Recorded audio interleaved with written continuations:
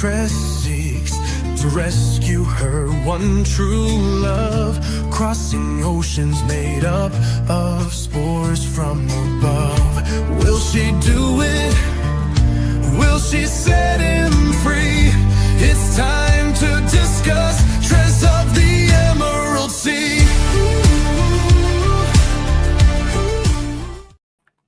Hello, everybody. Hi. What is up? It is Literarily Wasted for March, and we are discussing Tress of the Emerald Sea by Brandon Sanderson, or as he's better known as Bransan. You could call him Brando Sando. Brando Sando. Bransan fans. And we have Jeff here. Hello, everyone. To help us discuss this book. Jeff coming to us from the sea in the middle of two ships. He's in the ocean. He's not on a ship. He's just on like a inner tube or something. I'm in the what they do with the prisoners and stuff. They put them in a boat and drag them in the back. Yeah. It's just like inner tubing. Great. So hello, everybody. Good to see you all here. Should I do the thing where I say who's here? Think you need to. Hi, Kristen and Stacey and Rachel and Jennifer, Tim and Bobby and Kathy, silently attending. Hi, Leanne and Carrie and Kent and Christopher, Judy, Brenda and Tiffany. Hi, Brandy and Cindy and Missy and Brenda and Kelly and Brandy and Cindy again. Hi, Jennifer and Kelly and Bobby and Kira and Tiffany, Brenda and Brandy again, and Stacey. The end. Jeff in a dinghy. Yeah. The SS Jeff. What? Willa, are you okay? To the garage. Oh no. That's Feel dedication, though. Yeah. Absolutely. And you made it to the live stream. You made it to this, Willa. All the props to you. Okay. Tress of the Emerald Sea. It still looks like we got a few people in the comment section who have reread it, including Willa and Stacy. And this is your My second time as reading well, it. yeah. Jeff, is this your first or second time? It's absolutely my first time. Yes. Absolutely first time. My first time as well.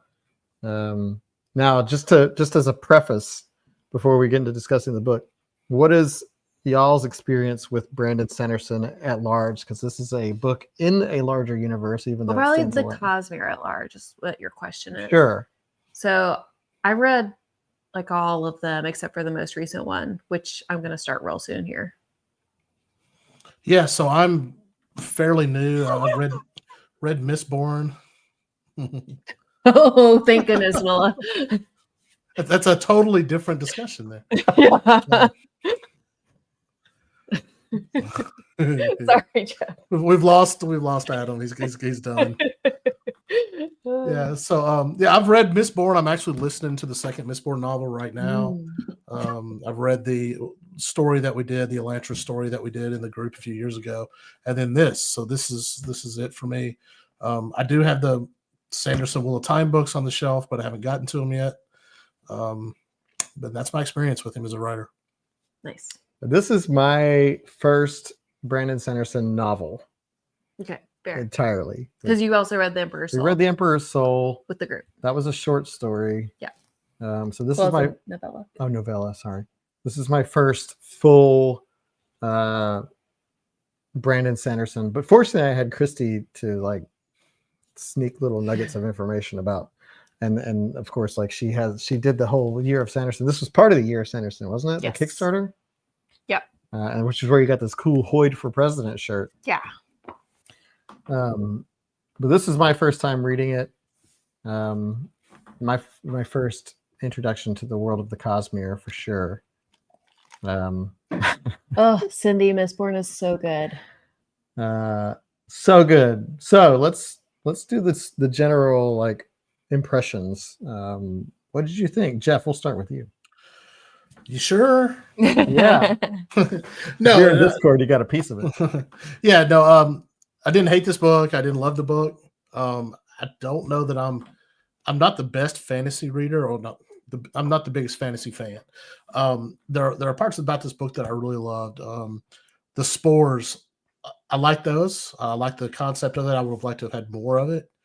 The book felt a little light to me from what I'm looking for in a book, but I certainly enjoyed it. I felt invested in the characters. I've got some problems with a few things. We can talk about that later. So it was a book I enjoyed. Probably not a book I will go back to, but I did like the magic system. That's kind of what I really got out of it, mostly for me. Nice. And Christy, this is you're big into, you did the whole Brandon Sanderson thing. Yeah, I love the Cosmere. Someone asked if we see these characters in other books. Just Hoyt and Ulam that I know of. Oh, the zombie guy. The doctor. Yeah. They dropped a Sazed reference like just really quickly. Yeah. And I was like, oh, I know that. That's the one I know. Which was kind of cool. And he's a great character from Mistborn, probably the one I like the most. So that was fun. Yeah. Ian says Tress was the gateway book. Oh, nice. So I've read this book before. I read it right when it came out and loved it. But again, like I've read most of the Cosmere at that point. And I forgot that Hoyd narrated this book. So when I started rereading it this time, I was a little bit worried that was going to throw some people off. And I know that it did, just because of the way Hoyd is. Yeah. I know that was Dan's biggest complaint too, I think, is just how the story was narrated. And he does a lot of references, and a lot of them I didn't even get. It's like, I know that's familiar, but I don't really remember all the details. But on second reading, I still love this book. I think it's great. I enjoyed it. It was an easy read. The chapters were very short. I like that. I do love that. It was an easy read. It was, for me, like, yeah, I agree with Jeff in that it had a lightness to it. But I think it was a fun adventure story, if not like somewhat sort of by the numbers, I'd say, as far as like, sort of whimsical adventure stories go. I think it had a bit of darkness. It had a bit of whimsy. It has certainly a cozy element to it.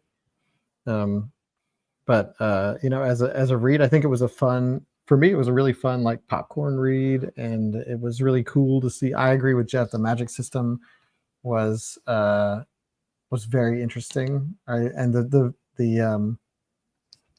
visuals that I got of the different seeds and the spores and all that stuff was really fun, and the little drawings that we got in the book. Mm-hmm. Drawings, illustrations. So I don't want to demean that. Yeah. But overall, I really enjoyed it. I had some issues with it here and there, and I'm really glad that you gave me like little tidbits of Cosmere information, especially about Hoyd, because like I can kind of see like his name popping up. He's like, that's me, by the way, I'm Hoyd. And like in the same way that in Star Trek Into Darkness, bingo, Khan is like, my name is Khan, and it's supposed to mean something, but the character's never met him before. So, yeah. Well, I think Leanne made an interesting point that he's a self-proclaimed bard. So did these characters even exist? Yeah. I would think that you can also call Hoyd an unreliable narrator a little bit too. He was a little Deus Ex Machina. Yeah, someone else mentioned that. Oh yeah, Leanne, you mentioned it. But I will say, Hoyd shows up a lot in the Cosmere, like in most of the Cosmere, but this is the biggest role I think he's ever had. Well, Brandon Sanderson in the afterward mentioned that like he wants to write Hoyd's story, and this was his like dipping his toe in the water because he wanted to get Hoyd's voice down. So he wanted to tell a story in Hoyd's voice. So I have a question about Hoyd. He seems to know who we are, like the readers. So now we've got some like never-ending story situation going on here, where he's talking to us directly. I didn't like that. Does that? I didn't like that. I was like, I'm not here. Yeah, and I didn't like how it's kind of third person until he wants to inject something into it, and now it goes to. I didn't like the structure of that. But is Hoyd that person in all the other books that he shows up in? No. Is he? Haha! I know you're reading this book, and let me tell you, I know. Nope. Sometimes you don't even realize it's Hoyd. Like Yeah. in The Emperor's Soul, apparently Hoyd was in that. I had to like go find that out from Reddit. But and then in some books where he has a bigger role, he's just a character. He's not narrating, he's not talking to you. He just pops in. He does have a lot of knowledge, like that's part of who he is.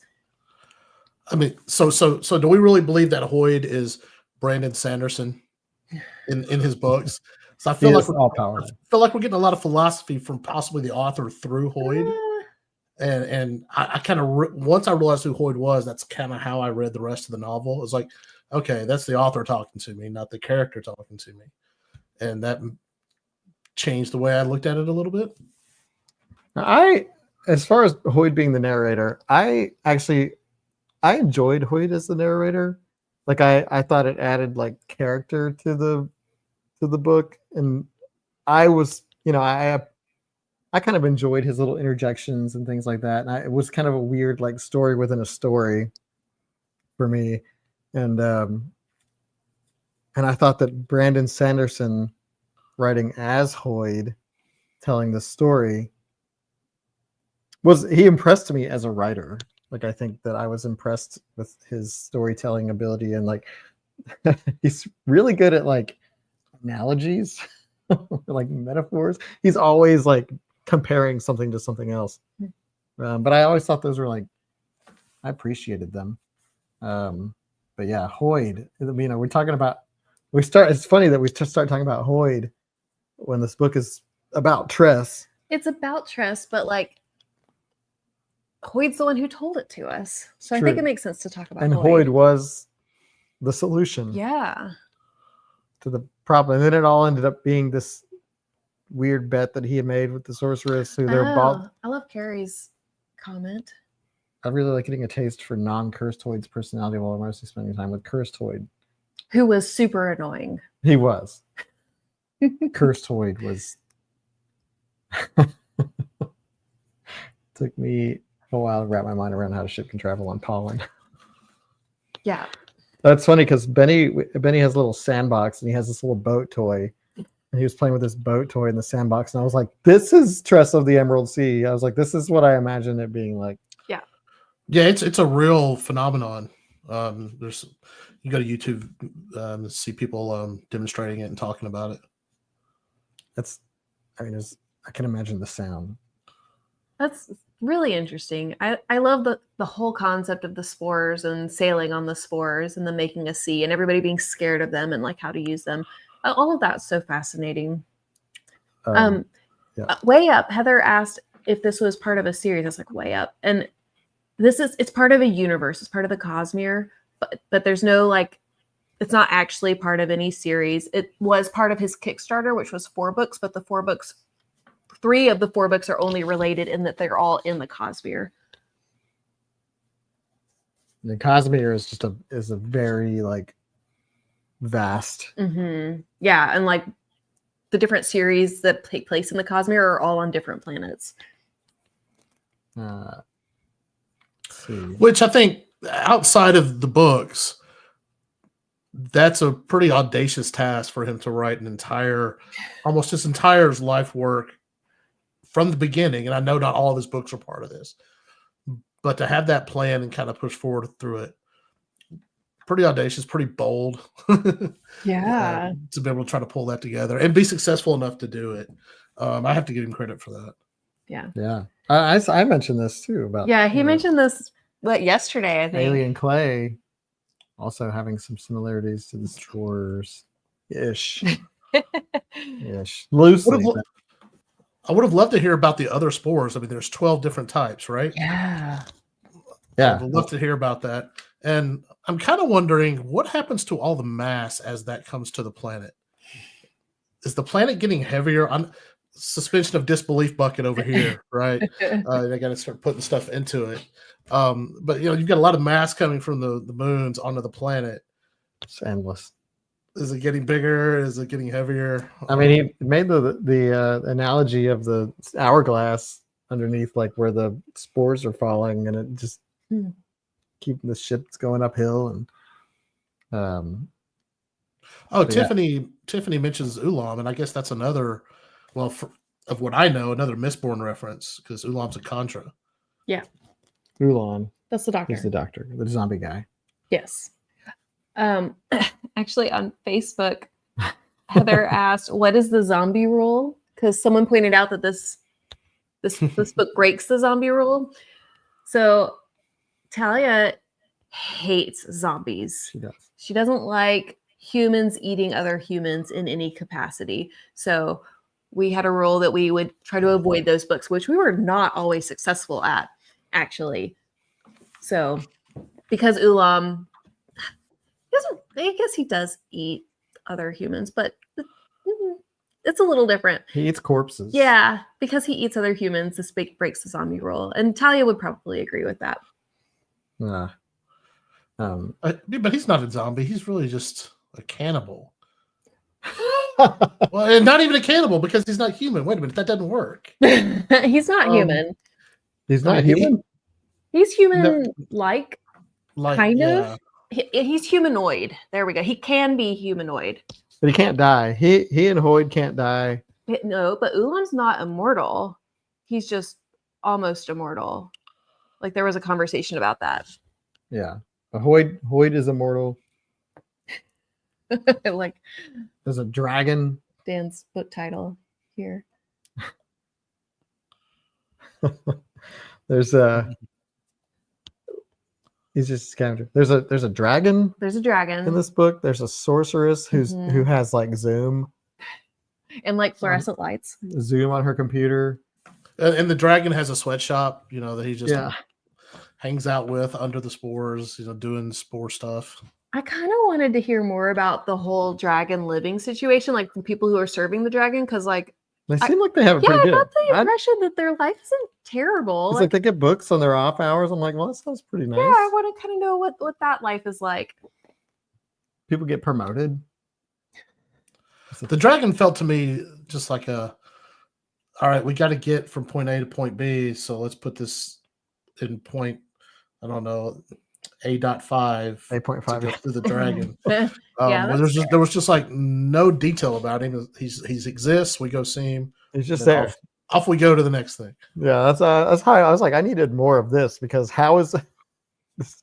What is this? What is this? There's a dragon here. There's a dragon who lives underneath the spores. Yeah, but then they mentioned that the dragon chose that place because there wasn't like a lot of competition, or that's why the sorceress chose the place. Okay, that's probably what I'm thinking about. Speaking of the dragon, I love that Captain Crow brought Tress down there to like her to be payment, and Tress immediately was like, actually, I'm offering Captain Crow in payment. And like, I love Tress's growth from like not being able to ask for anything for herself and not being able to like just inconvenience anyone to like really getting that confidence and being able to express herself better. Yeah, I guess we should talk about Tress. Oh yeah, I guess we could.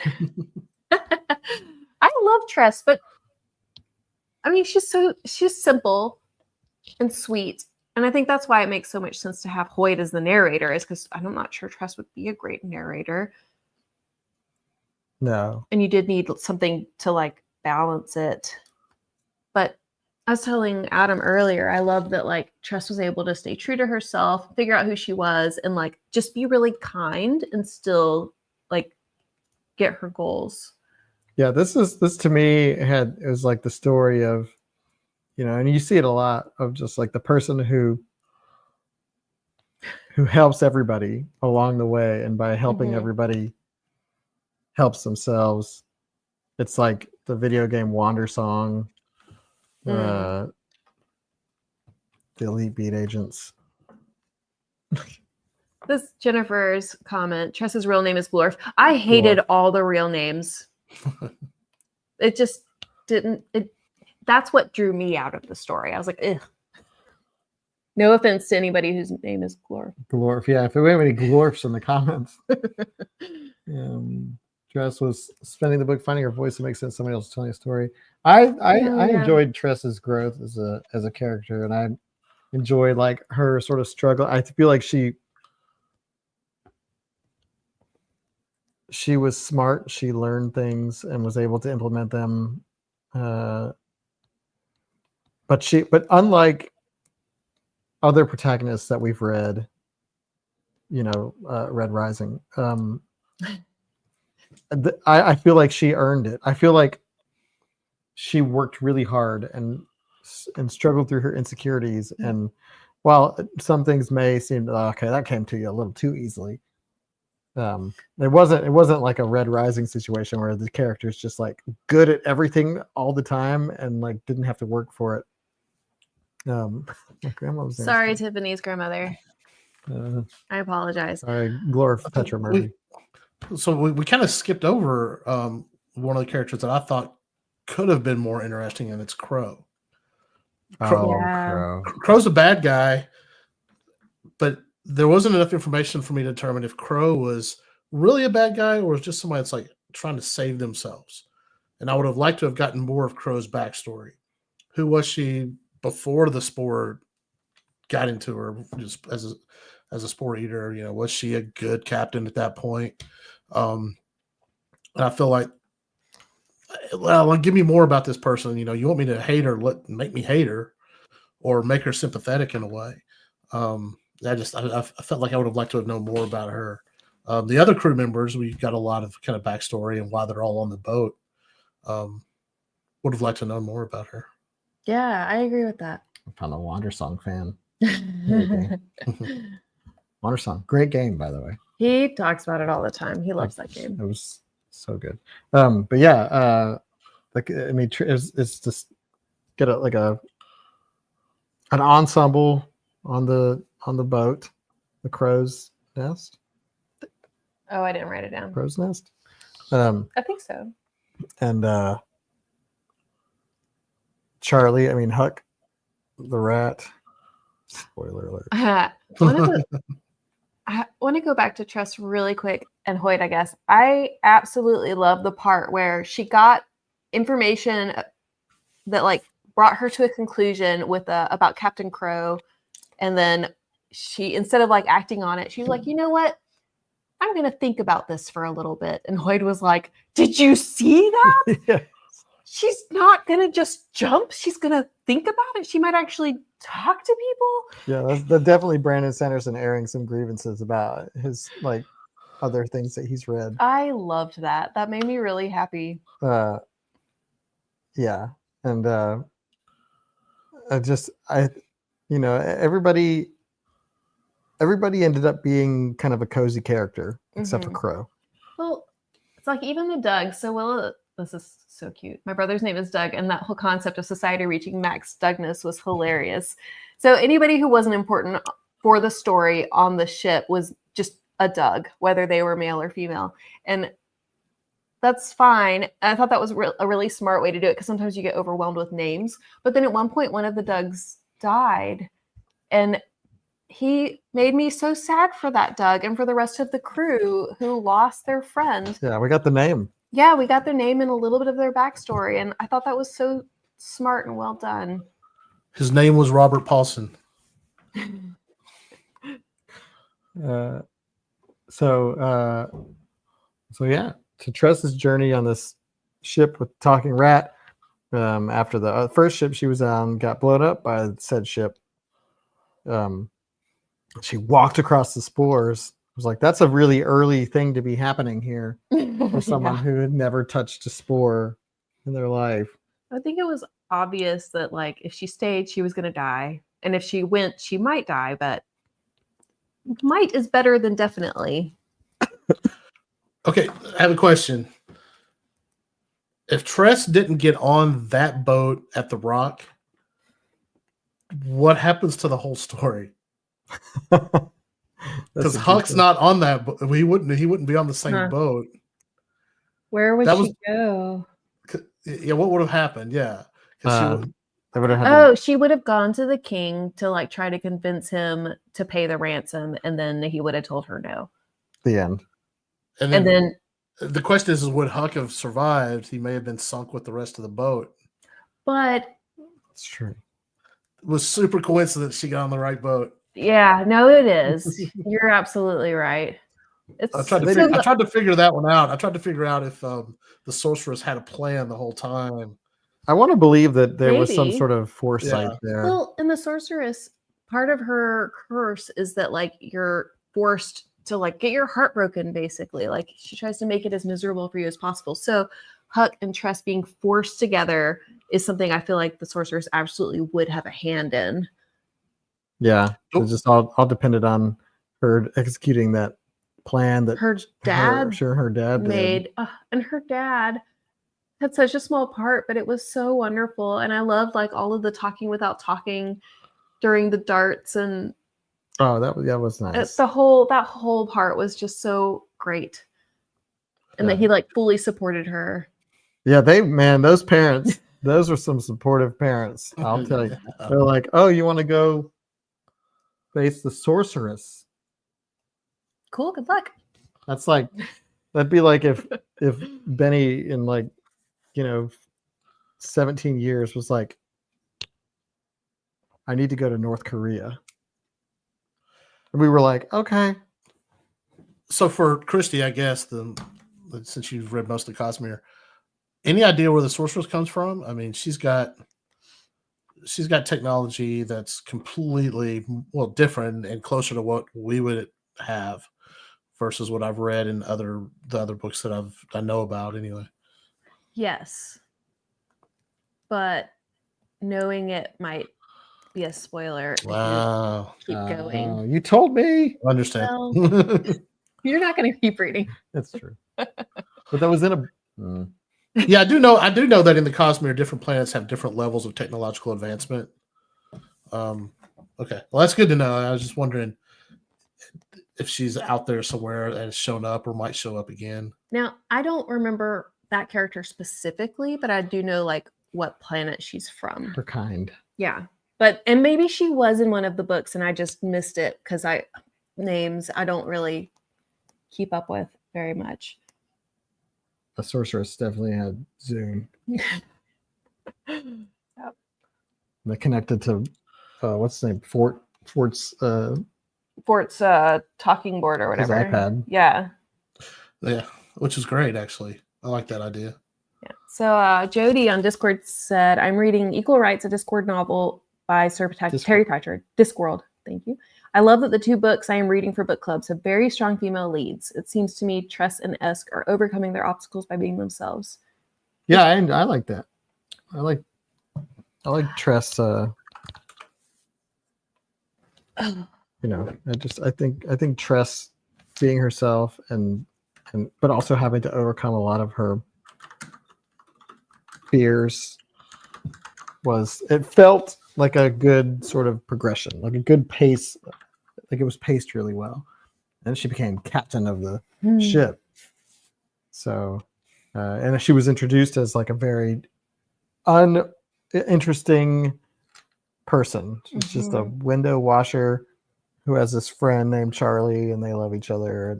But she Share likes each cups. other's gloves. She collects cups. Yeah. She's a cup girl. Yeah, there's a really good graphic that I used to figure out the order of the Cosmere that I was going to read, just replying to like Heather.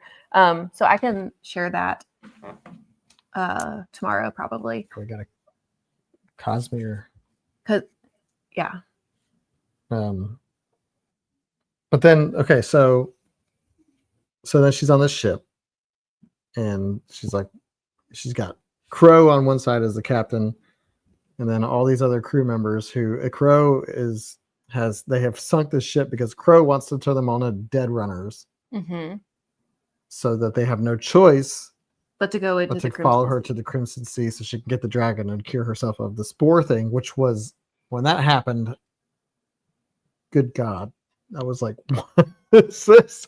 She shot herself in the head. Oh yeah. And then like 10 vines started exploding from her face. So they call her a spore eater, right? Is that right? Mm-hmm. Did I miss it in the book? Did she Is that what happened, or did she get this affliction another way? Did she actually eat them, I or why don't would you know. do that? They said, and I don't think she ate them. I think this just happens to a percentage of people, but I might be wrong on that. So yeah, crows is Because that seems terrifying dangerous person. to me. Seems Yeah. extremely dangerous to me. Well, and it also could have been an accident that she accidentally ingested spores, and instead of them like blowing her up, basically, it just infested her. Yeah, I mean it was like a 1 in 1,000 chance that you get infected by the spores, because we saw what happened to the people that were also trying to run to the other ship from the Oots Dream or whatever. Yeah, sometimes they got spored. Sometimes Brandon Sanderson like inserted these like really violent images and scenes, and it felt kind of out of place. It was yeah, the gasps I gasped when she shot herself. At first I thought there was somebody that was controlling her or something like that, but then no, she's just interesting. Whoa. Stacy says, like as Tress studied the spores, learn how to handle them, she lost her fear of them. And I think I like that theme running through. I think that's, we largely fear the unknown, and the more we know, yeah, the less scared we are. Yeah. And going back to Tress's growth, I love that she got Charlie back at the end, and she realized that the person she is now isn't the same one who can go back to that life in this person. That's how she knew the doppelganger. And then false Charlie. Turned out that both her and Charlie had grown, and now they're not the same people they were, but they've grown in a way that they could still be together. And I thought that was really lovely, because people do grow and change. Yeah, and I was just as disappointed for her when he's just like, "Hi, I'm just the guy that you remember from the last time." I was like, "Oh man, this is gonna suck. This sucks." And I was actually really glad that it ended up being false Charlie, and that she picked up on that. And yeah, I thought that was really cool. Yeah. And we're skipping all over the place. We are skipping all over the place. I mean, they sailed the verdant seas. They went to the Crimson Sea, the Emerald Sea, I guess. Yeah. And then to the Crimson Sea. Yeah.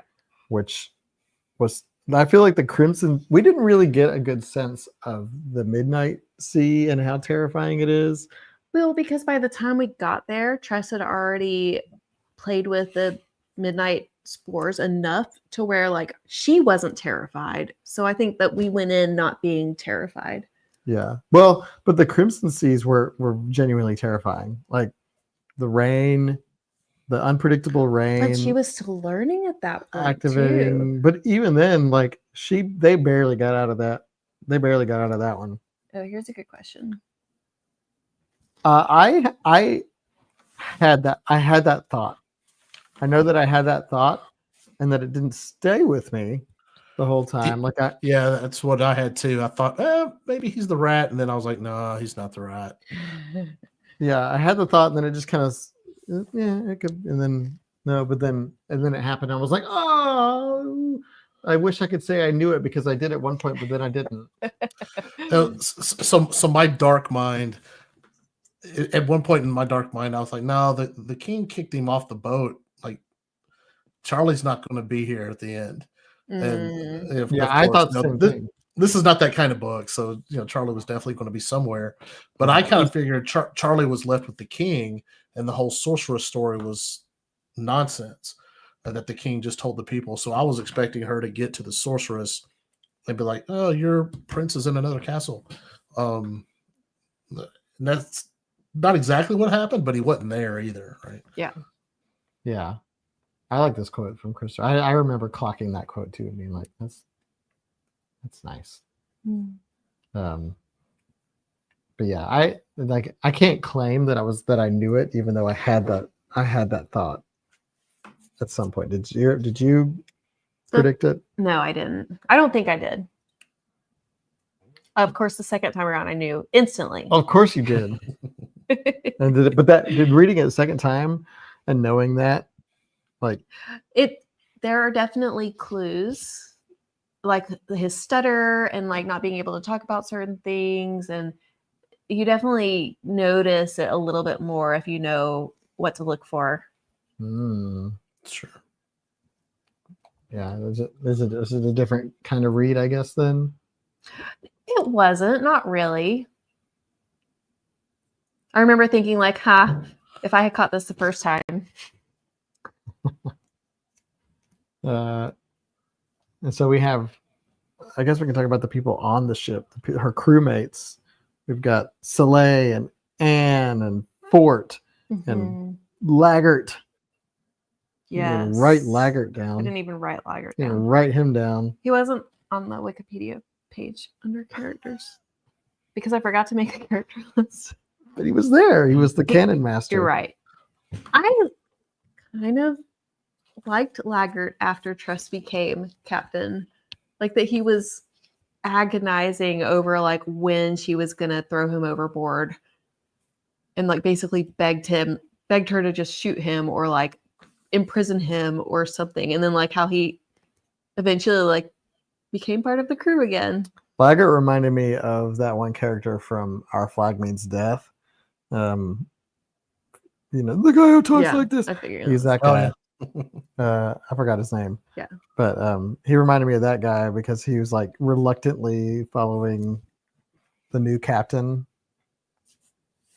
We need to talk about the King's Mask. The King's Mask. That was so funny. Yeah. So was it Soleil that was convinced that Tress was an agent of the King's Secret Service? But they all kind of thought it. Well, yeah, because she can't say. Yeah. But she also did her part in like not trying to ruin the illusion because she didn't want to crush them. Yeah. Well, yeah, if they knew the truth, there would be no hope. Well, and I think her ability to roll with the punches and learn things didn't really help her not seem like that was true. Yeah, absolutely. Well, she came back from the dragon. He was like, "I'm not the King's Mask, guys. I promise." Yeah, they were so sad when they really found out that she wasn't it. It was like, I told you guys. What are you gonna do? Yeah. Yeah. Laggart's redeeming moment with Anne was nice when they were firing the cannons at the metal men. That was great. I think Anne's journey to me, like that was touching. Like when she gave Anne the glasses or she like let Anne trusted fire her the with the cannon, yeah, and how like emotional Anne got. It's just a lot of really sweet moments in the book, like Fort and getting his sign back, and Fort and eating the good cooking for the first time. The haggling after he ate the first good cooking was so cute. And he's like, I really won on this one because this one piece of bread was worth everything you've done so far. Yeah.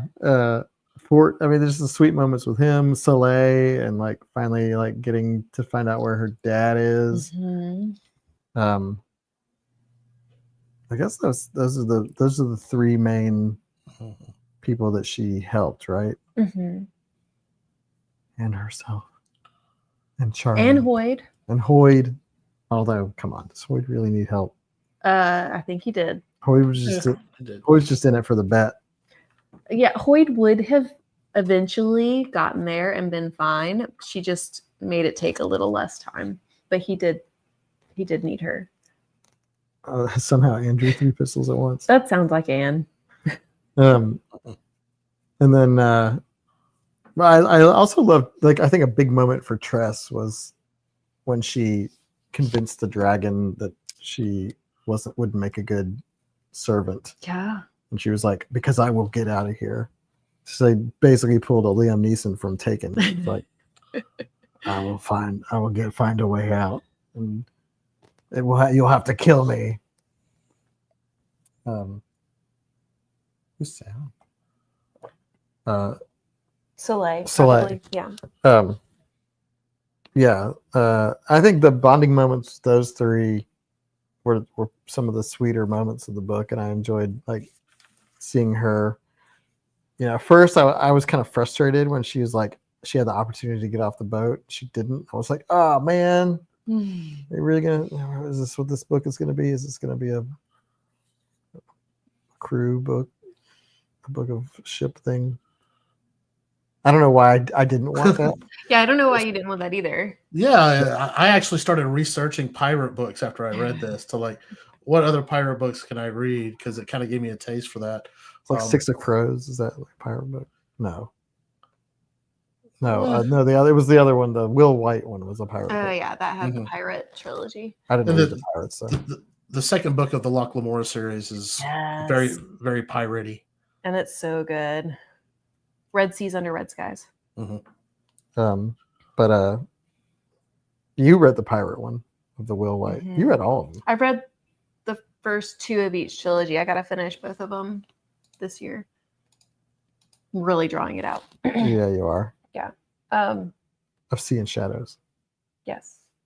But yeah, I don't know why I didn't want the pirate book, but then we got the pirate book, and I was like, all right, okay.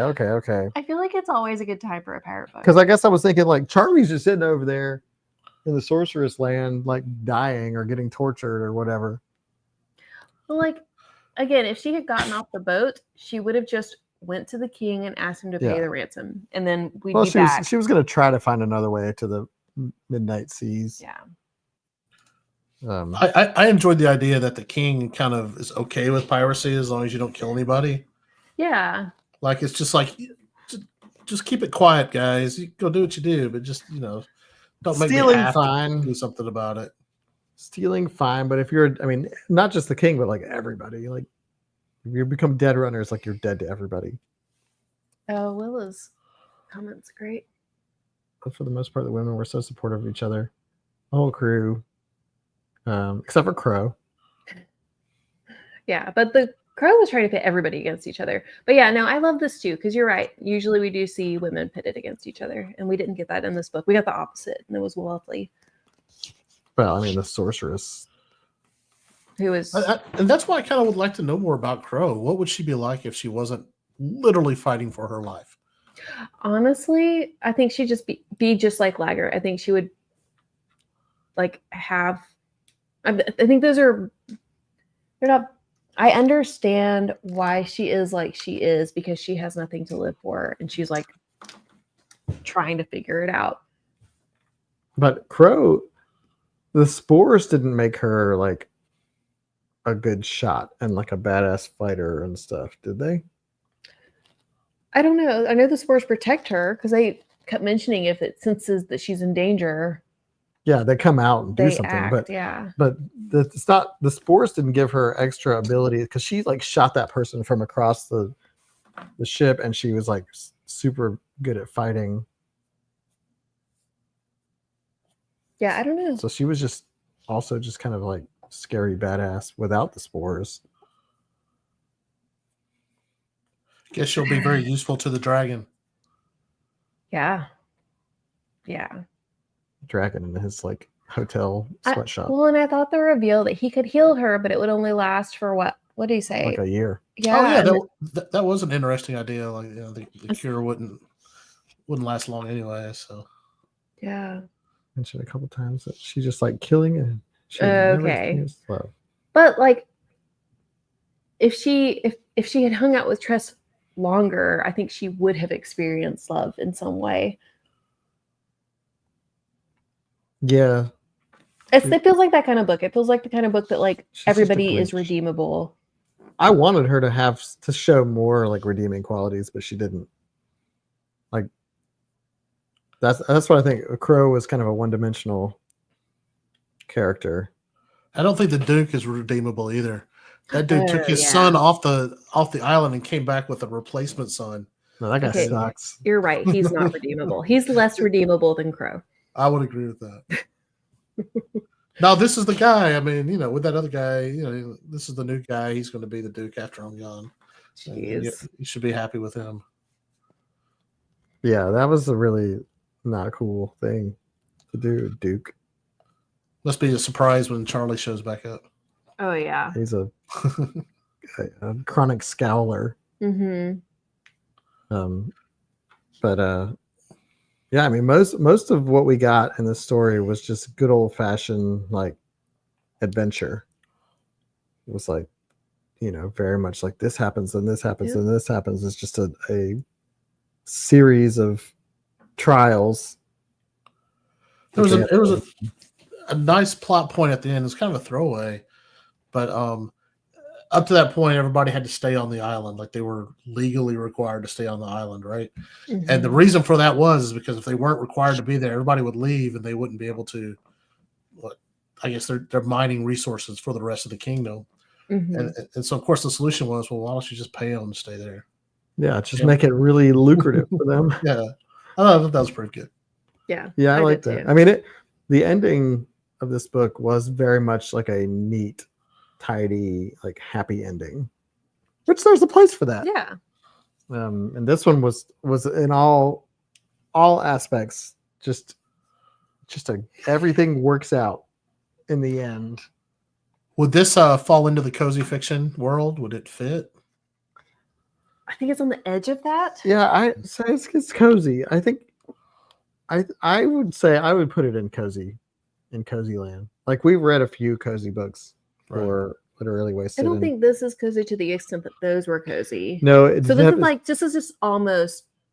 It's cozy. Definitely not cozy in the same way that like, what was that the coffee one? Legends and Lattes. Legends and Lattes, or T.J. Klune is considered the House cozy. of the Cerulean Sea, definitely. But I think that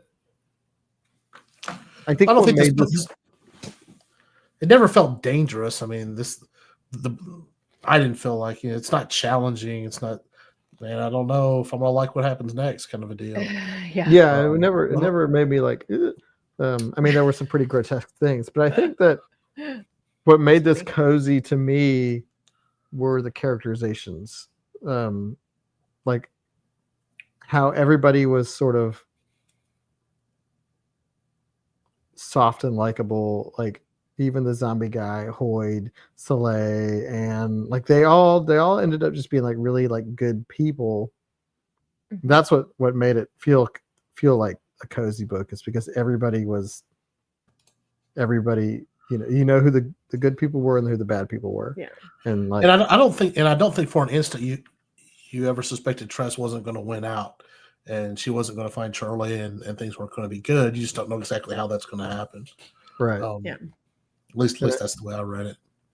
Yeah. It's just like the characters were all like really like sweet. There was a lot of sweetness to them. And that's what I think defined it as cozy for me.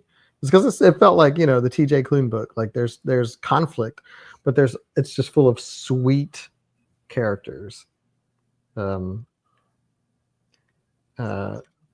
asked if you would call this YA, and I don't know about that one. I mean, I think that's another edge case, maybe. Yeah, agreed. Yeah, it can go both ways, I think. I wasn't reading it thinking this feels like a young adult book. Okay, so Bobby says cozy books tend to have a setting people find comfortable. I'm not sure a pirate ship would be one, but the Found Family is certainly part of the cozy vibe. So I think that's why I said it's on the edge. It's the Found Family. Yeah, but no, you're right. Like we don't have that cozy setting. I think it's a cozy setting when they're not on the Crimson Sea or when they're not on the. Like I think you could easily turn that ship into a cozy setting, especially now that they know how to make good food and when they're not pirates anymore. They're not pirates anymore. Like I think it could be cozy. It's cozy because of the people you're with. But yeah, like as a young adult, I think, and I read Brandon Sanderson's afterword in here, and he said he wanted to make a more adult fairy tale. So it felt like that for sure. Like it had the whimsy, and Hoyd's narration was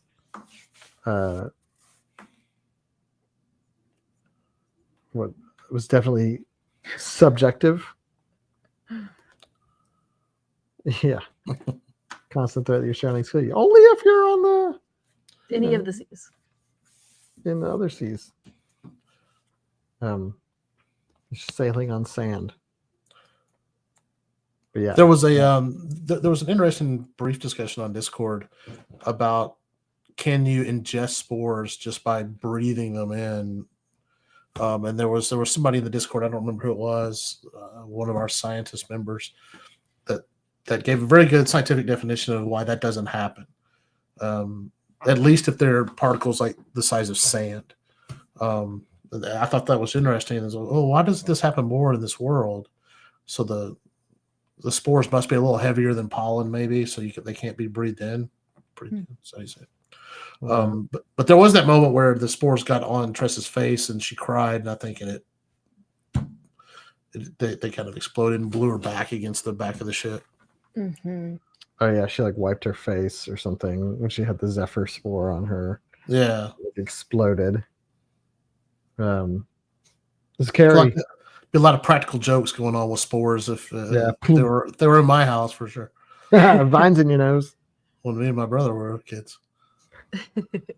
I mean, I was afraid of the spores from how they were described early on. Well, yeah, he used extremely graphic descriptions of what a spore can do to you if it gets in your mouth. That's why I was so surprised that she's walking on them so fast in the book.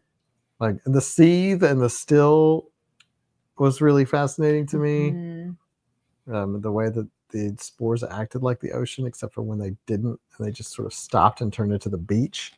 Yeah. Yeah, we got all the scientists in the club. But Hoyd.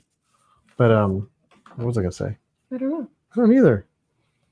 You were talking about Tress of the Emerald Sea. Yes, you were talking about the seethe and how it stopped, and I don't know. There's just so many like times where I wish I had more pictures. And we got some pictures in this book, but like I really want to see what the moons look like. So, dropping the spores. It's the same thing with like the that other book that we read. It had the red star. Dragonflight? One of the dragon books. Dragonflight, which had a similar thing where there was a moon from the moon that was like dropping things onto the planet. Mm-hmm. The shards? I can't remember what they were. Like how the spores had different characteristics. Some of them wanted contact with people. Mm-hmm. I like how, the magic system to me, and I was talking to Christy about this, it was a lot subtler of a reveal over time than like sort of an overt magic system that you kind of had to uncover. And I guess it's a magic system that's based on trade with the spores. I was thinking about this today actually. And is it a magic system at all? Yeah, that's what anybody can use the spores, and anybody could technically find ways to use the spores to do the things that Tress was doing with the cannonballs and the bullets. So I almost came to the conclusion that this isn't a traditional magic system, and it's more of a resource utilization system and a technology system where you could see going forward that these spores could be used to greater and greater extent to enable all kinds of things to happen. Yeah, I guess the magic is in the sort of mystical connection you make with the spores. Uh-huh. Because she was using the spores and like the cannonballs and stuff like that. Like there was a practical use for them. And then it became a little bit more mystical with the sort of thought control and symbiotic relationship. With the midnight spores. Yeah. Yeah. But this is one of those books where literally anybody could use the spores. And as opposed to other books where you have to have that innate ability or it has to be trained in you or something. Even the verdant spores, like she was able to like control the vines and stuff. It had to do with fear, right? Like if you don't fear them, you can control them. And if you offer them water. Yeah. Yeah. Some thirsty spores. But yeah, it's a magic system, magic stem. Mm-hmm. Gotta be careful about that water thing because they can suck you dry. I know. Like she was like almost emaciated by one of them, right? Mm-hmm. By the first time she turned into the midnight spore and spied on Crow's office Oh man, we're just making all sorts of book references here. Here's the Mind Killer. But yeah, yeah, as a magic system, like I never really thought it was magic until like he sort of described it in the afterward as a magic system, and then when Hoyd and the Sorceress, they're just doing other magic-y things. They're not using this magic. They're bringing some other foreign magic system to the Sorceress had magic and like high-end technology. Yeah, she had a laptop. She had security systems. Yeah, she had Sentinels. She was just using our technology with complete with video chat applications. Okay, let's see. Curse was magic. So Willa said in the book the graphic grew. So depending on which sea they're in, it's green here and or the circle around the chapters. And I don't know if you can see, but there's like a little bitty leaf there because we're only on chapter 4. But then once we're on chapter 39, like the leaves got and the vines got so much bigger. And I didn't even realize that as you go. That's amazing. Here's chapter 18. The Tower Rocket. Do we know what she was doing there? Why she was on this planet at all? Just hanging out? I feel like did they say something? I don't know if they really described I don't it. remember. But curses was magic.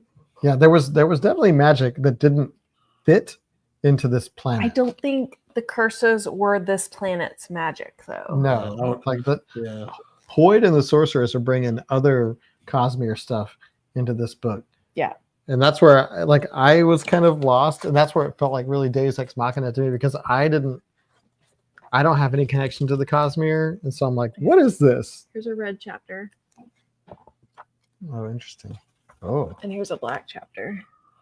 And they grow too as they go on. That's cool.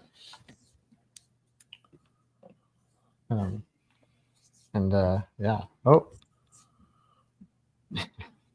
Doctor Who, the Cybermen. I imagined the Metal Men almost like the guards from the Dark Tower. Not the Dark Tower. Dark Tower reference. The Dark Crystal.